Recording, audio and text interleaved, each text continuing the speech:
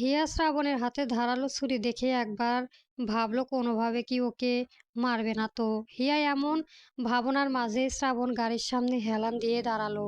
দুই পাশে কালাম আর রনি দাঁড়িয়ে আছে। হিয়া তখনও নির্বাক দর্শকের মতো তাকিয়ে আছে। ভাবলো হয়তো শ্রাবণের কোনো কাজ, হয়তো এটা। কিছুক্ষণের মাঝে পরিবেশটা আরো ভারী হয়ে উঠল। শ্রাবণ এখন মিরাজের অপেক্ষায়। এদিকে মিরাজ এয়ারপোর্ট থেকে বাড়িতে ফিরেছে একা, সাথে শুধু ড্রাইভার। মিরাজও জানে আজ শ্রাবণ কিছু না কিছু করবেই, তাই বাকিরাও অন্য রাস্তা দিয়ে গিয়েছে। আর মিরাজ এই নির্জন রাস্তা দিয়ে যাচ্ছে, যাতে কেউ টের না পায়। কিন্তু এই শ্রাবণের থেকে মুক্তি পাওয়া কি এতই সহজ? তবে মিরাজ যে প্রোটেকশন ছাড়াই যাবে সেটাও নয়, পুলিশকে ইনফর্ম করেই রেখেছে। আধ ঘন্টার পরে শ্রাবণদের সামনে মিরাজের গাড়িটা থামে। শ্রাবণও বেশি লোক রাখেনি, হাতে গোনা কয়েকজন। মিরাজ সবার দিকে না তাকিয়ে শ্রাবণের দিকে তাকালো। শরীরের স্যুটটা খুলে গাড়ি থেকে নামলো। শ্রাবণ গাড়িতে হেলান দিয়েই দাঁড়িয়ে রইলো, সাথে ধারালো অস্ত্রটাও দেখতে লাগলো। মিরাজ এগিয়ে এলো। শ্রাবণ কিঞ্চিত বাঁকা হেসে এগিয়ে এসে কোনো পূর্ব সংকেত ছাড়াই মিরাজকে নাক মুখে ঘুষি মারল দুইটা। মিরাজ তাল সামলাতে না পেরেও এক পা পিছিয়ে গেল। কড়া গলায় বলে উঠল, ভুলে যাস না, আমিও কিন্তু তোর উপরে হাত তুলতে পারি। আগেরবার যেমন করেছিলাম ভুলে গেছিস? শ্রাবণ তপ্তশ্বাস ছেড়ে আবারও ঘুষি দিতে শুরু করলো। মিরাজ হাত তুলতে নিলে শ্রাবণ সেই হাতটা ধরে গর্জে উঠে বলল, কুত্তার বাচ্চা, তোর কলিজা কত বড় সাহস!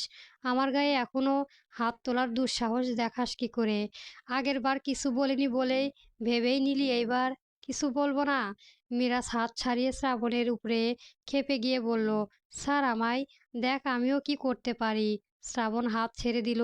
মিরাজ কোনো পূর্ব সংকেত ছাড়াই শ্রাবণকে ঘুষি মারল। শ্রাবণও কম নয়, সে মারতে মারতে সিয়ামকে বলল, সিয়াম তুই আমার গাড়ির কাছে যা। হিয়া প্রায় যায় যায় অবস্থা। কি হচ্ছে আর এই ছেলেই বা কে? কোন কেন বা মারামারি হচ্ছে?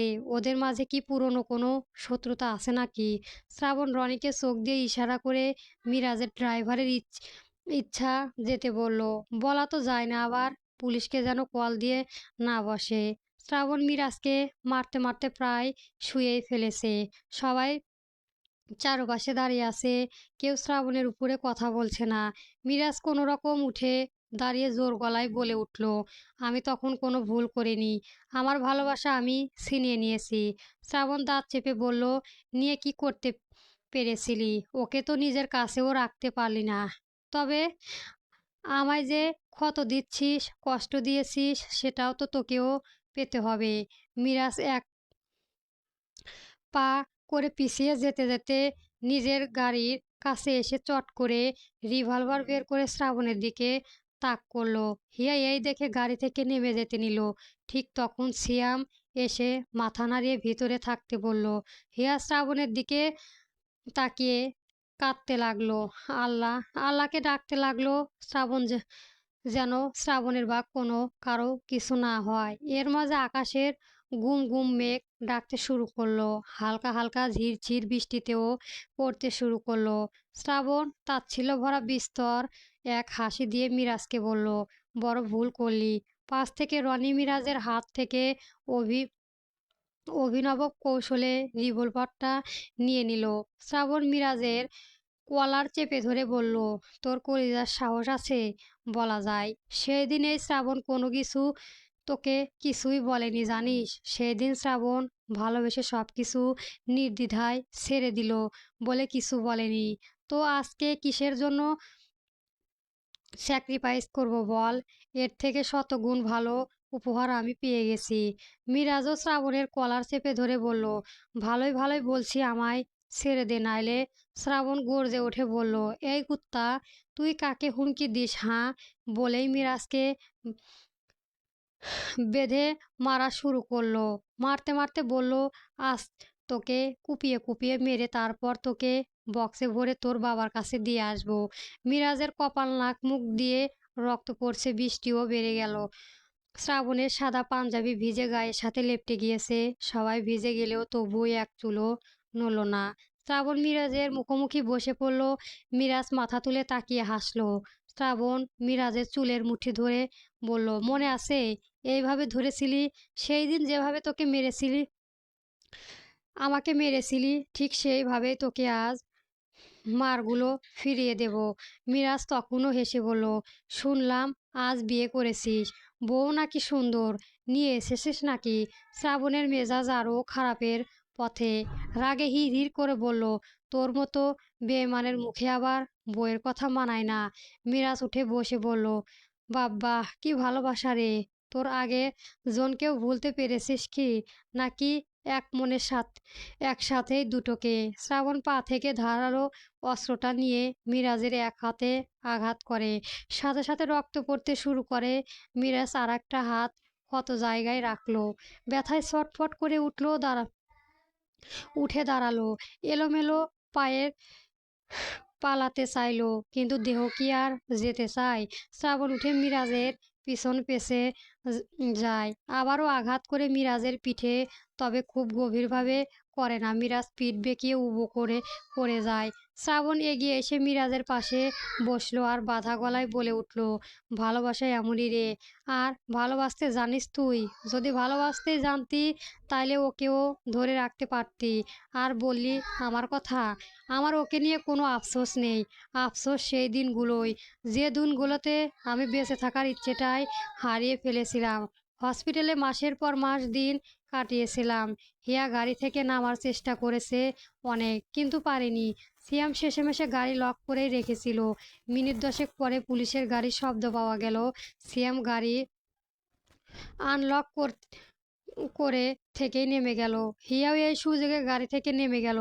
শ্রাবণ উঠে দাঁড়ালো। মিরাজের কোনো সেন্স নেই। পুলিশের গাড়িটাও এদিকে আসছে। হিয়া বুঝতে পারছে এখন কি হতে পারবে।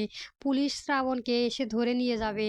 শ্রাবণের সাদা পাঞ্জাবিতে রক্ত লেগে আছে, বুঝতেও পারবে পারবে শ্রাবণী ওকে মেরেছে। হিয়ার লেহেঙ্গাটা ধরে দৌড়ে এসে শ্রাবণের সামনে দাঁড়ালো। শ্রাবণ হিয়াকে বলল, তুমি এখানে এসেছো কেন? গাড়িতে যাও। হিয়া শ্রাবণকে ধরে কাঁদতে কাঁদতে বলল, পুলিশ আসছে, আপনাকে ধরে নিয়ে যাবে, চলুন না পালাই। তুমি গাড়িতে গিয়ে বসো, ধরে নিয়ে গেলে যাবে, আফসোস নেই। যা ইচ্ছে ছিল সব পূর্ণ করতে পেরেছি। ও যেভাবে মেরেছিল আমিও শোধ তুলেছি। তুমি গাড়িতে যাও, ওরা তোমাকে বাড়ি নিয়ে যাবে। আমি ওদের সঙ্গে ঝামেলাটা মিটে আসছি। ওরা যদি আপনাকে ধরে নিয়ে যায় তখন? বলতে বলতে পুলিশের গাড়ি এসে হাজির। হিয়া ভয় পেয়ে শ্রাবণকে বলল, শুনুন না, আপনি এখান থেকে চলে যান। আপনার গায়ে লাগা রক্ত দেখে আপনাকে ওরা ধরে নিয়ে যাবে। প্লিজ চলে যান। পুলিশগুলো বড় বড় বড় ছাতা নিয়ে এসে দাঁড়ালো। দুজন পুলিশ মিরাজের রক্তাক্ত শরীরটা সোজা করে দেখলো। বেঁচে আছে বলে মিরাজের ড্রাইভার গাড়িতে তুলে হসপিটালের উদ্দেশ্যে চলে গেল। পুলিশ অফিসারটি শ্রাবণের দিকে এগিয়ে এলো। হিয়া কিছু না ভেবেই শ্রাবণের হাত থেকে ছুরিটা নিয়ে শ্রাবণের সামনে দাঁড়ালো। কিছু সময় সব কিছু এত তাড়াতাড়ি হয়ে গিয়েছে যে শ্রাবণ হিয়াকে কিছু বলতেও পারল না। পুলিশ অফিসারটা হিয়ার দিকে তাকিয়ে বলল, আপনি কি ওকে মেরেছেন? হিয়া কোনো কিছু না ভেবেই বলে উঠল, আমি মেরেছি ওই লোকটাকে। পুলিশ অফিসার পেছনে শ্রাবণের দিকে তাকালো। ওকে ভালো করেই চেনে ও। শহরে নামকরা বিজনেসম্যান তৌকির চৌধুরীর ছেলে।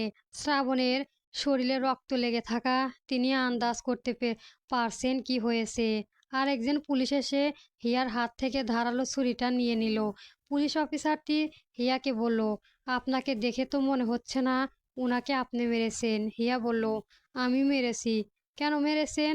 আমার পেছনে যিনি সে আমার হাজবেন্ড। আজ আমাদের বিয়ে হয়েছে। আমাদের উপরে এই ছেলের হামলা করতে এসেছে বলে ওকে আমি মেরেছি।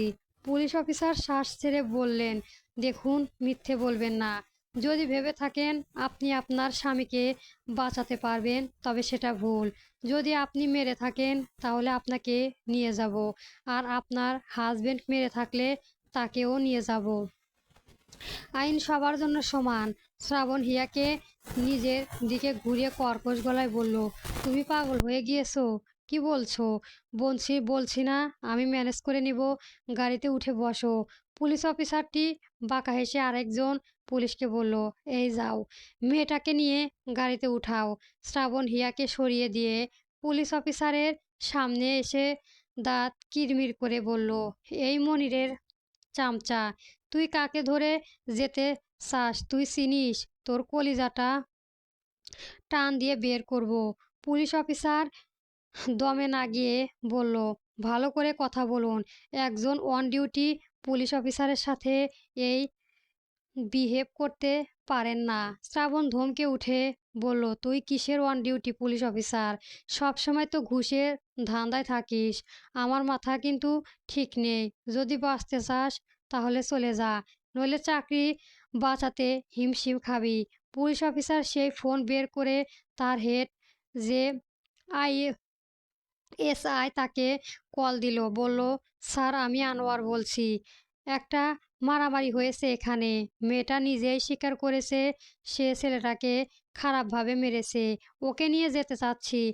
আপনি কি বলেন? আপনাকে আজকে থানায় নিয়ে আসেন। Okay sir. শ্রাবণ শক্ত গলায় বলে উঠল, এই হিয়া গাড়িতে গিয়ে ওঠো। এই চামচার কথা তুমি যাবে না। পুলিশ অফিসার বললেন, এই মেয়ে যদি গাড়িতে উঠে তাহলে আপনি চলুন। শ্রাবণ শ্রাবণ চৌধুরী।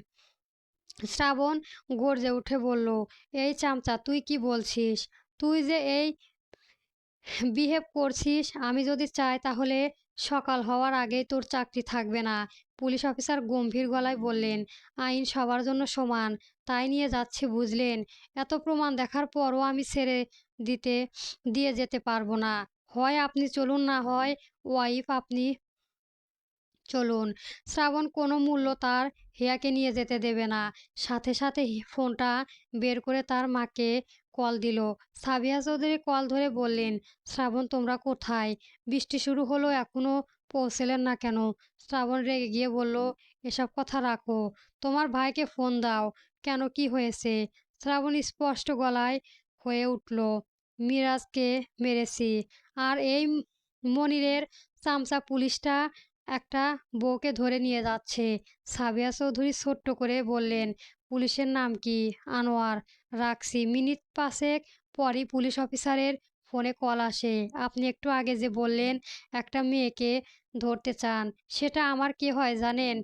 নো স্যার, এক্ষুনি ওখানে থেকে চলে আসুন। কিন্তু স্যার, এখানকার কিছু করার দরকার নেই। সকাল হোক, আমি দেখে নেব। ইমিডিয়েটলি চলে আসুন। আমার যেন আর একটা কথাও বলতে না হয়। Okay sir. পুলিশ অফিসারটি চলে গেলেন। শ্রাবণ হিয়াকে ধমকে উঠে বলল, তোমাকে বলেছিলাম না গাড়িতে থাকতে? সিয়াম রনি তোমাকে অ্যালার্ট করেনি? তাহলে এসেছো কেন? যাও গাড়িতে বসো। শ্রাবণ হিয়া শ্রাবণকে ধরে কাঁদো কাঁদো মুখ নিয়ে বলল, আমার সাথে চলুন, আমি আপনাকে ছাড়া যাব না। শ্রাবণ তপ্ত শ্বাস ছেড়ে কোনো কথা না বলে হিয়াকে নিয়ে গাড়িতে উঠে বসলো। শ্রাবণ একপাশে বসলো, হিয়া শ্রাবণের কাছে ঘেঁষে এসে বসে রইল। গাড়ি ছুটল বাড়ির উদ্দেশ্য। কিছুক্ষণ পরে শ্রাবণের কিছুটা নরম হলো। ভাবলো হিয়া তো ভুল কিছু করেনি। ও যা করেছে ভয় পেয়েই করেছে। ও ওর ভালোবাসাকে বাঁচাতে নিজের কাঁধে সব দোষ নিয়েছে। হিয়া শ্রাবণকে ধরে কাঁদছে। শ্রাবণ হিয়াকে সোজা করে মেলায়েম কণ্ঠে বলল, ভয় পেয়েছিলে বোজান? হিয়া শ্রাবণের বুকে মুখ গুজে বলল, "উম, ভীষণ ভয় পেয়েছি। উনাকে এভাবে মারলেন কেন? ও আমাকে একদিন এভাবেই মেরেছিল। ওকে তো আজকে তেমনভাবে মারেনি। ও আমাকে এর থেকেও বেশি মেরেছিল। তখন পুলিশকে বলা হয়েছিল। এরপরে ওকে জেলে নেওয়া, সাথে সাথে কই থেকে যেন জামিন করে বের করেছিল। তারপরের দিন আবার দেশ ছেড়ে পালিয়েছিল। আমার মনে হয় আমি ভুল কিছু করিনি।" হিয়া কৌতূহল দৃষ্টিতে তাকিয়ে বলে উঠল, কেন মেরেছিল? আমি তো জানি না। আমাকে বলবেন? পরে বলবো। এখন কান্না থামাও। হিয়া শ্রাবণকে নিয়ে বাড়ি ফিরে এলো। সাবিয়া চৌধুরী হিয়াকে বারণ করে বরণ করে ঘরে তুললেন। শ্রাবণের শরীরের দিকে তাকিয়ে তৌকির চৌধুরী বললেন, শ্রাবণ, হিয়াকে নিয়ে রুমে গিয়ে ফ্রেশ হও। এরপরে একটু আমার রুমে এসো। শ্রাবণ হিয়াকে নিয়ে উপরে নিজের ঘরে চলে যায়। কামাল হিয়ার লাগেজটা নিয়ে উপরের রুমে দিয়ে গেল। হিয়া নর্মাল একটা শাড়ি নিয়ে ওয়াশরুমে চলে গেল। ফ্রেশ হয়ে বের হলো, শ্রাবণও ঢুকলো। হিয়া চুলটা মুছতে মুছতে বিছানায় বসলো। শ্রাবণ শাওয়ার নিয়ে বের হলো, শুধু টাওয়াল পরে। উন্মুক্ত শরীরটা চকচক করছে। শ্রাবণ যেই পেছনে ফিরে কাভার্ড খুলতে যাবে, ঠিক তখন হিয়া চোখ যায় শ্রাবণের উন্মুক্ত পিঠের দিকে। পিঠের মাঝখানে লম্বা একটা কাটা দাগ, যা দেখে হিয়ার শরীরটা কাঁপুনি দিয়ে উঠল। হিয়ার সাথে সাথে জিজ্ঞাসা করলো, পিঠের ব্যথা পেলেন কি করে? শ্রাবণের সোজা জবাব, মিরাজ কোপ মেরেছিল। হিয়া কেমন যেন কষ্ট হলো। কাটা দাগ এতটাই গভীরে ছিল যে ওর ভীষণ কান্না পাচ্ছিল। শ্রাবণ টি শার্ট পরে ট্রাউজার নিয়ে ওয়াশরুমে ঢুকলো। ট্রাউজার পরে এসে রুম থেকে বেরিয়ে গেল। সেই সে যে বের হলো, সকালে রুমে ফিরল। হিয়া তখন গভীর ঘুমে। শ্রাবণ রুমে দরজা লাগিয়ে দিয়ে বিছানায় বসে হিয়ার কপালে হাত রাখলো। পরম আবেশে মাথা তুলে হাত বুজিয়ে দিতে লাগলো। রাতে হিয়া এত সহজ সাহসের কথা মনে হতেই নিজেকে মুচকি হাসলো। হিয়ার কপালে চুমু খেলো। হিয়া শ্রাবণের অস্তিত্ব বুঝতে পেরে শ্রাবণকে আষ্টপিষ্ট জড়িয়ে ধরে রইল।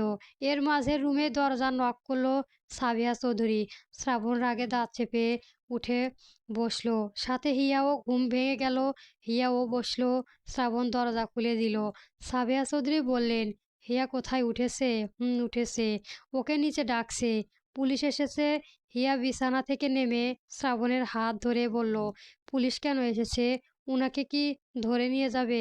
পরবর্তী গল্প পেতে আমার চ্যানেলটি সবার আগে সাবস্ক্রাইব করে রাখবেন বন্ধুরা। গল্প মন দেওয়া না, পর্ব 16 চলবে।